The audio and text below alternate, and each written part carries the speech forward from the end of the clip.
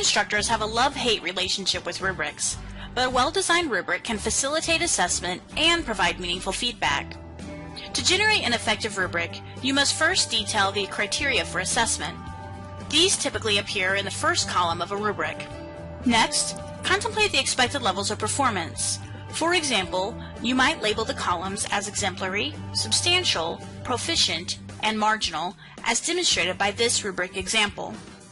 Alternatively, you could vary the performance levels based on a scale, such as 5, 4, 3, 2, 1, or a grade, such as 10 points, 8 points, 6 points, etc. You'll want to consider the weight of each category. Are all skills equally valuable to your students' performance? Is crafting an argumentative thesis more important than correct spelling?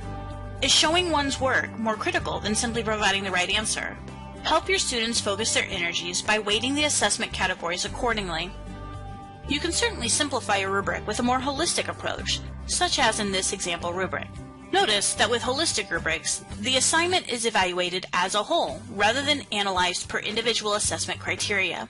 A holistic rubric such as this one is especially appropriate for formative assessment or process stages in a more complex task, but may not be as effective for whole problem or larger projects that encompass a wide variety of skills and knowledge.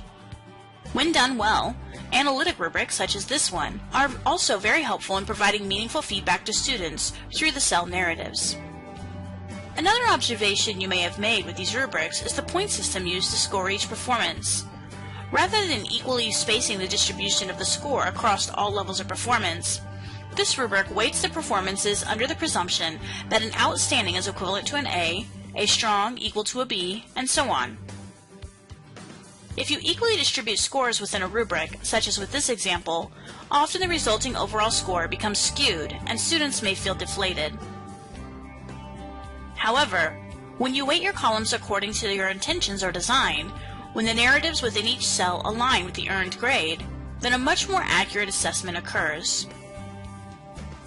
Blackboard can also facilitate your assessment procedures by allowing the creation of Blackboard-based rubrics that can be used to quickly evaluate student work. Once you create a Blackboard rubric, it is associated with your username, and you will therefore be able to access it in any course in which you are enrolled as an instructor.